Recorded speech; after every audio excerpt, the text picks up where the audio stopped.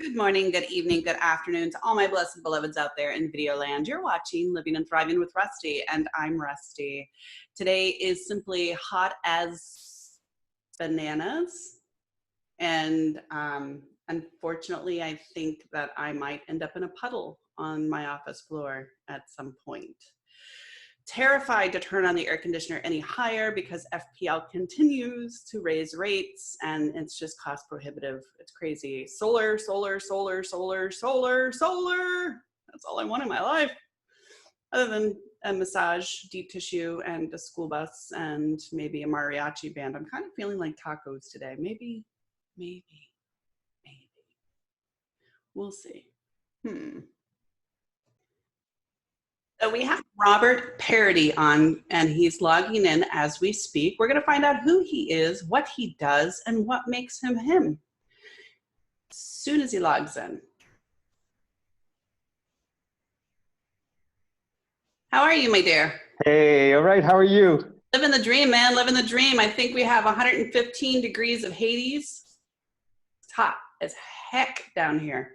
I was just going to ask you if you could even hear the fan, because it is hotter than it's ever been where I live. In like Oregon or Washington, huh? I am in the middle of Italy. Shut up. I'm jealous. Can I move in? I'll just take a little corner. You could, well, I have more than enough room because I bought a house that is way too big for me, but that's the Italian style though. Yeah. I have no air conditioner, I have to tell you. So I don't know if you want to come. Yeah, everywhere in the world, Washington, Oregon, here in the United States, hotter than heck.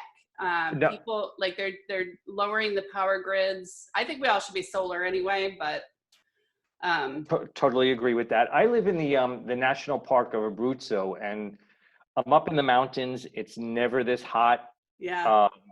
Literally, like on my balcony, I have those like plastic recycle bins for like the garbage. I can smell the plastic. It's never been, I've been here since 2017 in this house, and it's never been this hot, especially in June. Yeah. In fact, let me just close the window a little bit more because I realize there's maybe too much. I thought there was a shadow on my face. You're fine, dear. Good, thanks. So yeah, that's me, Italy, living the dream. You know, I'm very jealous. I actually was looking at some property. I guess they're doing like these little auctions for $1, but you have to live there for 5 years to rebuild it. And I'm going, I'm that gal. I'm really that gal. As soon as my daughter graduates high school, if there's anything left, I'm buying it up. Oh, there will be tons left. A lot of the problems with those places, I'll tell you, is that you're in a town that has no infrastructure. Right. So you might even have to pay for like the sewer, but there's going to be no supermarket. There's no life, but they're trying to bring life back in. I lived in under the Tuscan moment, and under the Tuscan sun moment, I bought a house that was crumbling, but in a town. It's actually the town my great-grandfather came from. Oh, wow. And it's actually where Madonna comes from as well. Oh yeah, I think I remember that in your email. Yep. Yeah.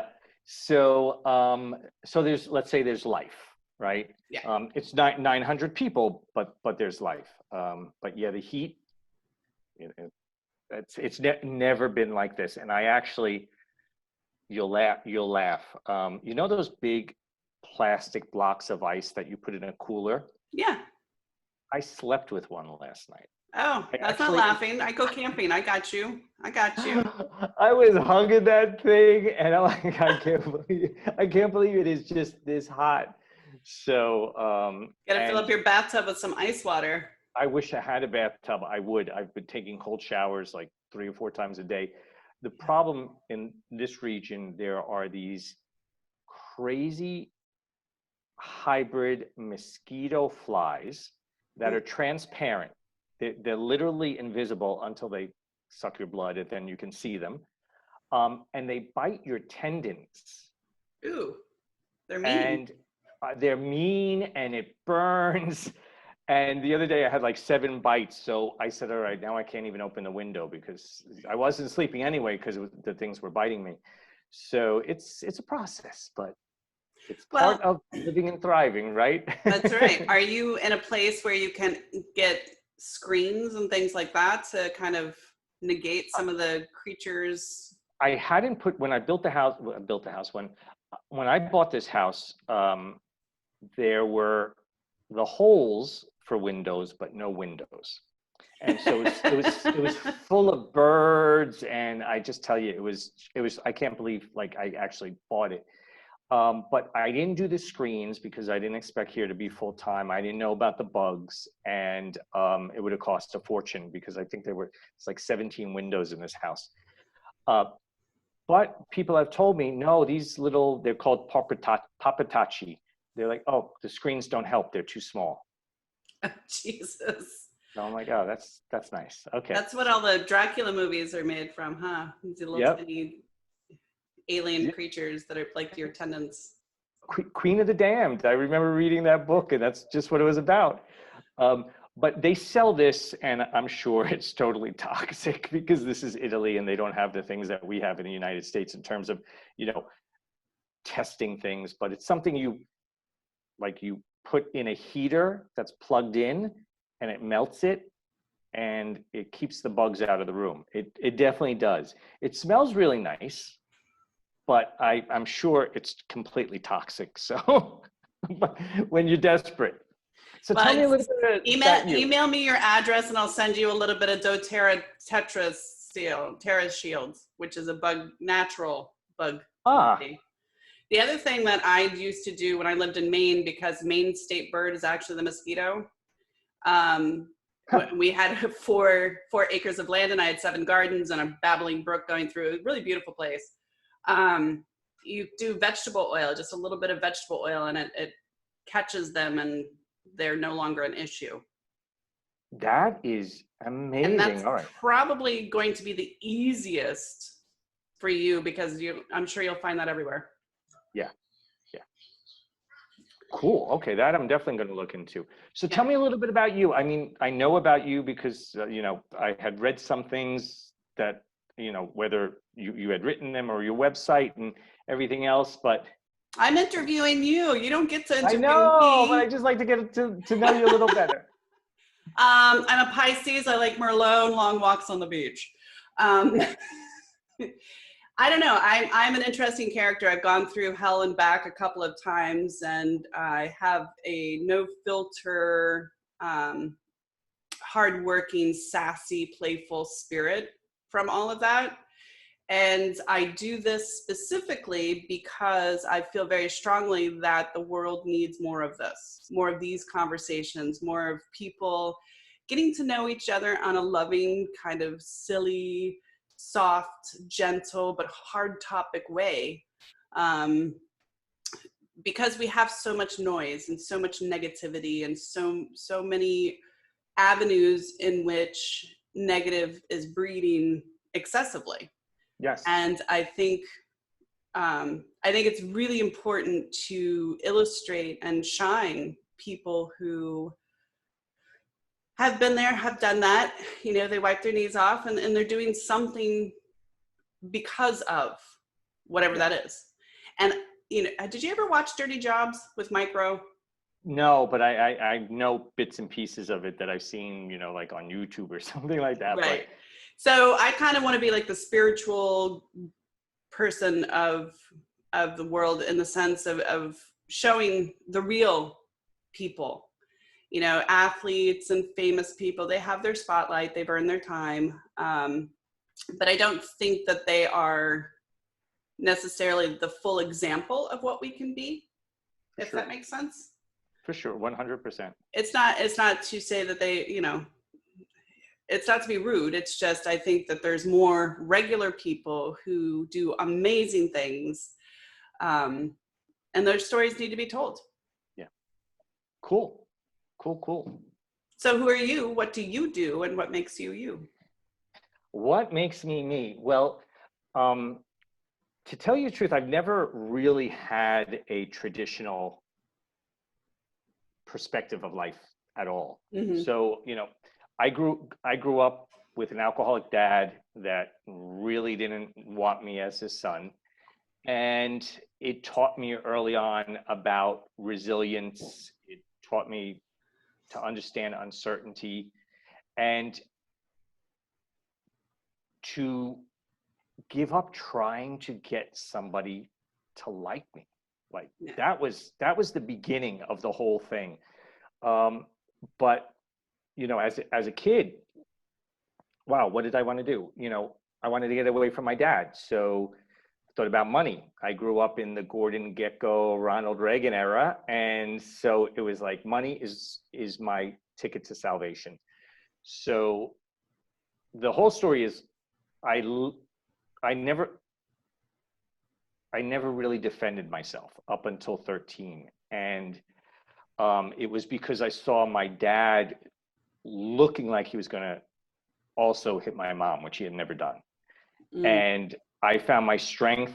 I was able to actually knock him down, and it was the typical bully syndrome. That was the moment that he didn't touch me again. I also, you know, I did tell him, I'm like, you ever touch me again, I'll kill you. So, but I started working right away. I started chasing money. Met my wife in college, and just, she wowed me. I mean, in every way possible, to the point where I actually didn't like her when I first met her, because she was just so strong and determined and opinion. And I was like, okay, I grew up in an Italian American family. Women were not like that. And a really funny story, like after I meet my wife, right, she's at a family dinner. And you can just imagine it's a big Sunday dinner, all the Italians. And after dinner, the women get up and they take the plates into the kitchen. And my wife is sitting with me and we're chatting. Okay, my girlfriend at the time. And my grandfather, big Sicilian guy, is like, sweetie. And I'm just like, uh-oh. And she's like, you're talking to me? And he's like, yeah, what are you doing? And she's like, well, I'm talking to Robert. He's like, no, your place is in the kitchen. And she says, who the F are you? Now, this 17, 18-year-old girl, who the F are you to tell me where I belong? And I'm just like, oh. I like your wife. Yeah, I'm just like, oh no. I'm like, oh no, this is so bad. All the men are at the table. And my grandfather goes, Robert. And I'm just like, oh God, what's going to happen? Just marry that one. So, and that they had the best relationship ever. But so we meet, you know, we start building that yuppie lifestyle, and I start to become dissatisfied with it because it all was built from anger. And now here I was in a loving relationship with my wife. I kept telling her, I want to do something else. And she said, well, you know what, when I graduate, because she was doing an MD Ph.D, when I graduate, why don't you go back to school and figure out what you want to do? And I was like, cool. Well, I get a job offer in the Middle East, and we were all about experience. Oddly enough, my dad's mom, my paternal grandmother, she was the woman of my life when I was a kid. And she always would tell me, you know, you have to be a gypsy when you get older. Just do everything, see everything, just, you know, don't be afraid, all kinds of stuff. And so we were all into experiences, and we were like, yeah, okay, I'll take the job for 2 years, because 65 days a year vacation, living in a 5-star hotel, like, you know, when is this ever going to happen? Right. You can't go wrong with that. Yeah. So I go out to Abu Dhabi, and she's doing her PhD, and the plan is every 6 months we're going to meet, every 6 weeks we're going to meet in a different country. Going really smoothly. She graduates, she gets her PhD. Before finishing her MD, she takes a year sabbatical, comes out to the UAE, and to live there, to get a residency visa, you have to go through a medical screening. And now they're really testing for whether it's sexual diseases or tuberculosis, but things that can be, you know, spread. And they find out that she has breast cancer. Oh, and no. It was right after her 31st birthday. So of course, everything is thrown upside down. And we, oddly enough, two things. My wife, being the woman she was, she didn't believe in judgment ever, and especially with herself. She never knew her GPA from university. She wanted to know she was doing her best. And she said, Robert, you fill that out for me. So with cancer, I said, what do you want to know? And she said, only the next steps. She said, I need you to deal with it all. Can you do that? And I'm like, yeah, of course I can. I was very hopeful that we would get it under control. I found out when it did recur that she felt relieved because she never really believed Right. she would be able to be cured. She didn't know the size of the tumor. She didn't know the number of lymph nodes. I mean, when she was diagnosed, they told me she had 24 to 30 months. She did live 11 years. And so we learned to live around the disease. Yeah. And that's what really became a life coach in that moment, even though I, wasn't a life coach. And after she passed away, I had learned so much. I went back to Dubai because, of course, right away I thought about money. I was in such debt. An 11-year battle with breast cancer is not cheap at all. Had a lot of debt, and I just couldn't do it. I couldn't get back into finance. I couldn't get into the rhythm. And I always had a dream of living in Italy. And I actually said to myself, what am I waiting for? What if I pull it off? Instead of asking myself, what if I fail? I mean, the worst thing was I was going to wind up living with my mom. I mean, there are worse things in the world. Well, you don't know my mom, think of Marie from Everybody Loves Raymond, if anyone knows that show. But, no. So, are you the older brother or the younger one in Everybody's Loves Raymond? I am the younger one. Okay, so you got spoiled by your mama. I got spoiled by my mama, but Desiree, in fact, after we got married, she insisted we move to Arizona. And I was like, really? Like Arizona? She's like, I don't want to be around my family, and I don't want you to be around your mother. She goes, we need to learn to be a couple. I don't want my mom telling me I need to have kids, and I don't want your mom putting her nose in the middle of everything. And we actually did. We went out to Arizona. We also lived in a 6-flight studio walk-up in New York City for 13 years with a Murphy bed. I mean, like no space. So we learned how to communicate. We learned how to give each other space. But so who am I? I'm a guy that learned that regardless of what's happening, there's joy, regardless. You just be conscious of what you're doing and be conscious of the life you have, and you'll see it. So we were very conscious the way we built our life. Desiree wound up being the founding director of palliative care at New York Hospital while she had metastatic breast cancer. I love it. Love it. What a woman. Oh, yes. This is just somebody. That's why her story was also on the front page of the New York Times after she passed away, because she had a lot of gumption, that woman, for sure. And we learned how to live around disease. We learned how to live life. We learned how to approach death.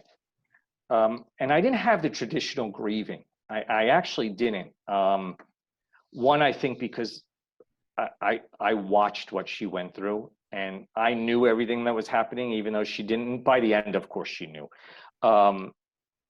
That I knew the best thing for her was, it's time to move on, basically. And we never spoke about death, actually. When she was in the hospital for the last time, she squeezed my hand and she said, Robert, I'm tired. And I said, okay, baby, rest. And those were the last words we said to each other. As soon as I transitioned to comfort care, she went into a coma. Like, that's all she was waiting for. Yeah. And so I saw all that. And when I was in Dubai, it was just eating away at me. I'm like, all this stuff is valuable. Like, it's more valuable than investing in these companies and making millions of dollars for rich people. Not that there's anything wrong with it, because they give the money away and all of that, but I was like, I lived it. I lived the possibility, and that's where I came up with my idea of possibility in action and all this other stuff. But I lived that we can design our lives consciously. We can learn to measure our life by joy. It's not happiness, right? Because happiness is fleeting. Every time you find something that makes you happy, then you get used to it. You know, a new car, that great smell, and then maybe a couple of weeks later, it's just a car. You know, that's all it is. But when you're in that state of joy, and so I really wanted to give that message. And when I came to Italy, now this is really funny. I didn't speak Italian. I didn't know anyone. Showed up with 2 suitcases because I had given away or donated everything my wife and I had. And we were also very clear on that as well. She asked me to put her diplomas in the coffin, for example. She's like, I don't want you to be burdened with that. She's like, you know, you need to go to your next season, your next act, basically. And those things, I don't want you to have to dust them or worry that you put them in the basement somewhere, you know, just send it all with me.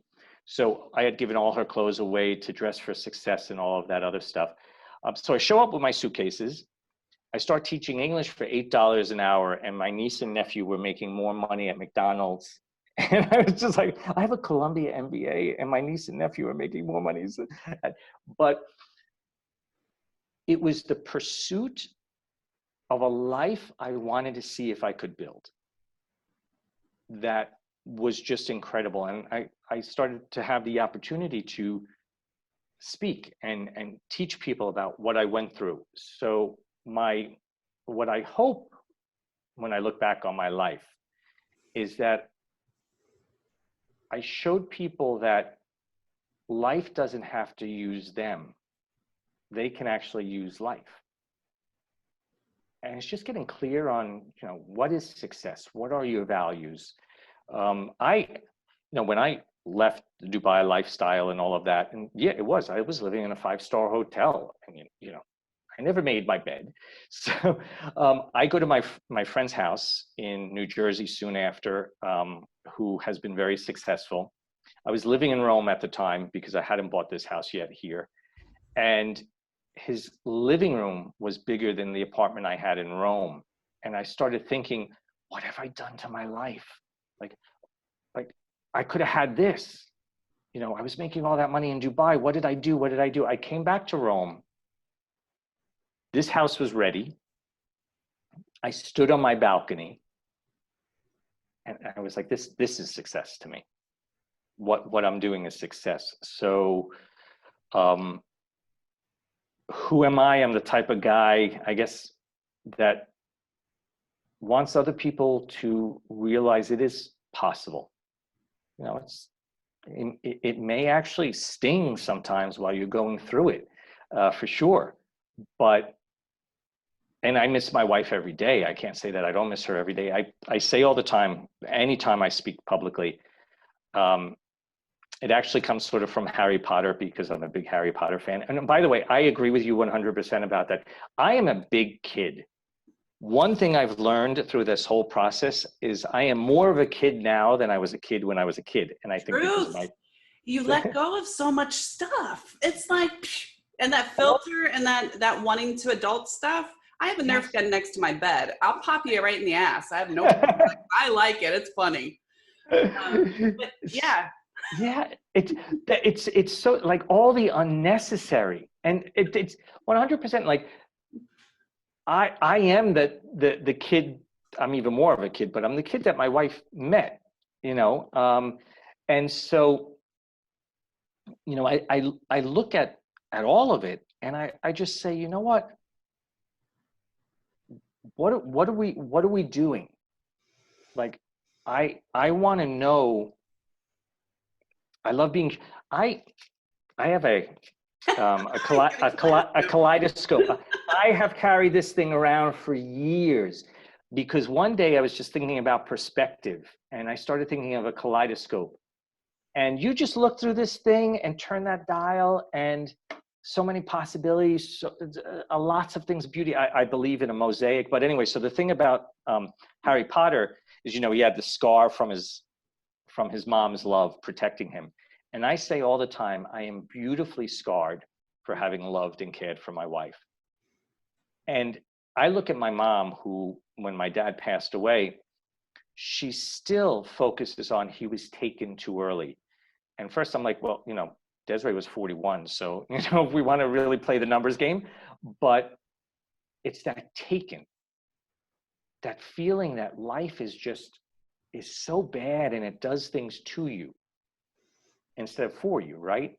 Well, that's the Catholic guilt too. My ex-husband was Oh, Sicilian, and his mother was French Canadian, and she grew up in a monastery. And so it's that whole Catholic guilt thing that they do. It's worse than Jewish guilt. yeah. And I mean, I joke with my mom a lot. I mean, I learned early on levity is so important in any situation.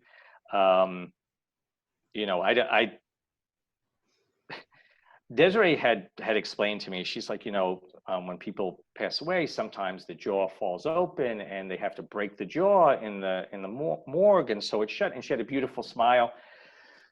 So I don't know what I was thinking at the time. I found gauze and I tied, like, she had this big bow, and my friends came in and they looked and I just started laughing. And I'm like, I don't know why. I have no idea what I did, and they were,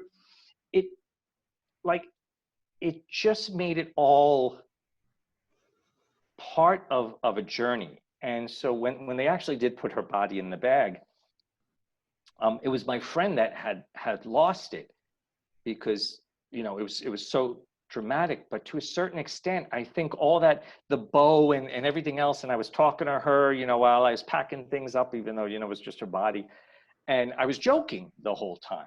I'm like, all right, baby, I'm going to go home. I'm starting to throw away things. It's got to be this way. And I wish we had the ability to not take so many things so seriously. Well, and I think that up until about the Dark Ages, maybe a little later, we had a very comfortable relationship with death. It was a party. It was a life party, go down like a Viking in a canoe and celebrate and drink mead and and around, it was probably even later, maybe 1800s, it kind of became a profitable thing. And then it became morose and it became drama and 7 Days in Black and, blah, blah, blah, blah. And over time, we've lost the appreciation of the full cycle. We absolutely embrace pregnancy. We embrace babies. We embrace graduations and anniversaries and all of these beautiful birthdays, but we don't embrace death, and it's inevitable. It's going to happen. Nobody knows how much sand is in their hourglass, right? And it's actually very beautiful. So I give props to your wife 1 bazillion %, because I totally get the palliative care piece. But death is what it is. And we have so much stock in the physical tangible, which is why chasing after money makes sense for you, because it was revenge. It was something that you could prove. Yes.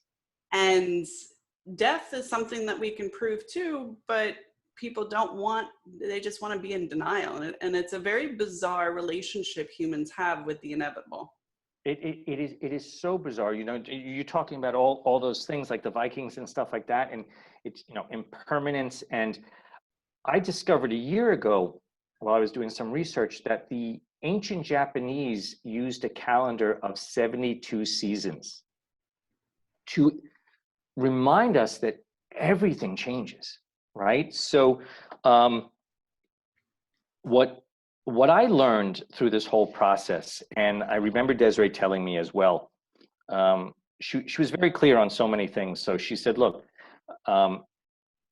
she actually said when I die, but even though we didn't talk about death, but she said, when I die, it's my moment. She says, I know you'll understand this, but I don't know who else will understand this. I don't need to be woken up to say goodbye. Beautiful. Because that's not for me. And she said, the other thing is we all have to realize you don't extend death. She goes, there will be a point in time, because I'm being so aggressive with my treatment, my body will just give out. And if it does, I don't want extreme measures taken to give me a couple of more weeks or months. Right. She goes, that's just extending death. She said, I have to respect what my body is going through. So part of the journey with her as well was understanding, I think it's the people that remain, that death or loss becomes such an insult to their identity, because they are so tied to whatever it was they've lost. Whatever that story means to them. Exactly. Yep. Exactly. And so I've been doing a lot of work on that as well. In fact, I use an acronym, LOSS, and I say loss is lack of self and security, because everything is all of a sudden shaken and you don't have your sense of self anymore because of your identity. And I looked at it as, wow, okay, so it's an adventure. What am I going to do next? Partly because of who she was as well. I was like, oh, this woman did everything. So, what am I going to do? I got to go on my own adventure. Also, the whole caregiving thing. People ask me, and especially because I had to carry all the news, the doctors would tell me, okay, now the cancer has spread here. And I couldn't show that to her, right? So, I'd always have to smile, because if she saw my face. Well, and I have to pull you back on two things. Mm-hmm. One, we're almost out of time, which is crazy. Oh. Two, your wife did something really miraculous, and I don't know if it was intentional or if it was instinct. She didn't want to know because she didn't want to fill her head with that stuff. And intentional. It's amazing how much we create or manifest things by holding it into our head and worrying, right? Yeah. And I love the fact, and I just want to give her props for that as well, because she wanted to know, but she knew it was unhealthy to know, and it probably lengthened her time because she wasn't worried. Yes. Does that make sense? She said to me when I had asked her what she wants to know, she goes, Robert, I'm in medical school. I know enough to be dangerous to myself. Right. That was her explanation. And, I wanted to touch on that because of that caregiving thing. You talked about birth and all of this other stuff. People would give me that sad, but a parent is a caregiver. But there's this idea of, let's say, hope, right? Because you're hoping that, and when you're a caregiver caring for someone that's approaching death, we all look at it as something horrible, but I found it to be the most beautiful thing to support her to that destination. I mean, why wouldn't I want to do that, right? And I'd love people who's ever listening to this as well to look at caregiving as something different. It's not an obligation and to crush you and makes life really bad. It's actually an opportunity to live in the moment. Exactly. That's all it is. Yeah. So, but yeah, giving props to Desiree for sure. She was remarkable. And so much of what I can express, because I think it was always there, but she helped me see life much differently. I'm actually studying to be a death doula, which I think it's, unfortunately, probably the name is not best, but I find it beautiful. I actually do find it beautiful to be I don't know. So, well, and it's really important for people to understand that it is the inevitable, and there's nothing there's no magic cure for anything. I mean, the one country that has longevity is the Japanese, and they respect death like no other. Yeah. And I think that's a huge reason why they live so long, is because they are present as often as they can be, and they are aware that, you know, time does tick. They And live purposely. yeah, Purposely. and it's very purposeful living. And we've gotten so sidetracked with the shiny thing, squirrel. You know? Like, we forget what living is. And living is smelling flowers, or having, you know, grass under your feet, or your dog's really nasty breath. You know, that's all living. And people want the fast food, fast-paced, shiny objects, and it's not working. Yeah. You know, I say all the time, what I learned more than anything else is it's only when we value the ordinary moments that we live an extraordinary life. That is, like you said, that dog's stinky breath.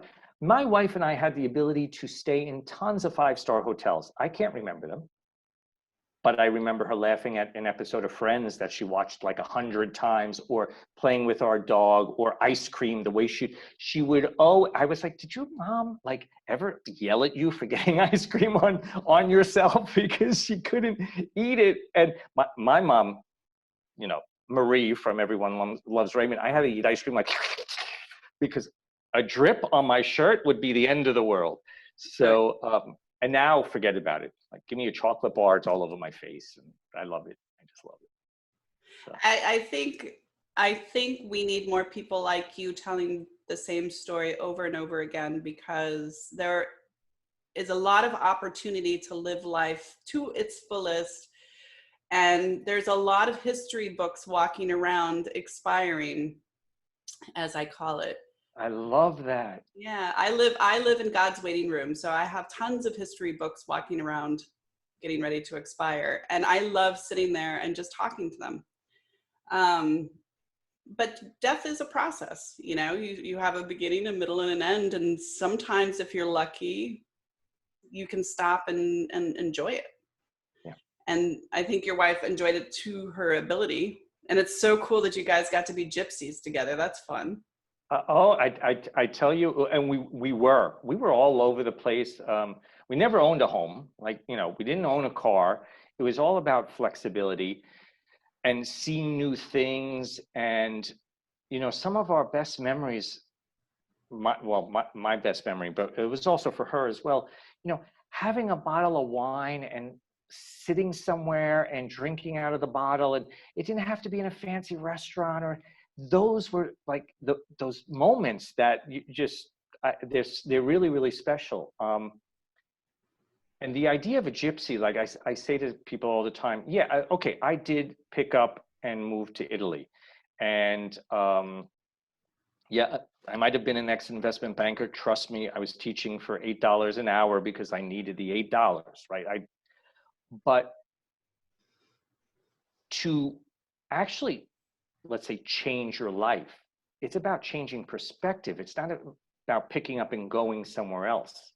You have to change the perspective with which you're looking at life. And that's, you know, I say all the time, we have so many expectations, and a lot of times they're not even ours. We're living someone else's expectations. Right. But expectations become the bricks with which you build a prison. And if left unchecked, they become the warden of that prison. There is no reason to expect, just enjoy the wonder. Well, and we'll have to do this again, because you and I could talk for hours, I have a feeling. Yeah, I think so. Where do we find more information about you? The best place to go is my website, which is robertpardi.com. And I also have, if someone is interested in sort of my musings, I have a podcast which is called Possibility in Action. And it's where I speak for 3 or 5 minutes about an idea. I was in the forest the other day and this came in my head. And so they get to know a little bit about what's going on inside here. The big old labyrinth. Yeah. All right, Robert. Well, enjoy your creepy bugs, and don't forget the vegetable oil. I'm telling you, it works like a charm. I'm definitely going to use the vegetable oil. All right. Thanks, Rusty. You're welcome. You're watching Living and Thriving with Rusty. I'm Rusty, and I was in Italy today and I didn't even know. I forgot my olive oil and I forgot my wine, but that's okay. I can go back anytime. Why? Because it's a new perspective. It's a new day and I can do what I want because I'm a big girl. Believe it or not, Nerf gun and all. No matter how many times I'll say that, you guys still send me hate mail going, why can't you be an adult? I am adulting. I pay my bills and I shoot people in the ass. You know that you're loved, know that you're beautiful, and get good with life. Life is a beautiful, juicy, delightful ride. You're a sack of water surfing on a molten lava rock with no steering wheel, no direction, and all kinds of insecurities. Welcome to being human. Now enjoy it. That's it. Be kind. Go do something for somebody today. I don't know. Write a whole bunch of thank you cards or birthday cards for the local nursing home because they are walking history books getting ready to expire, and that card might be the last thing they see. And how beautiful would that be? Until next time.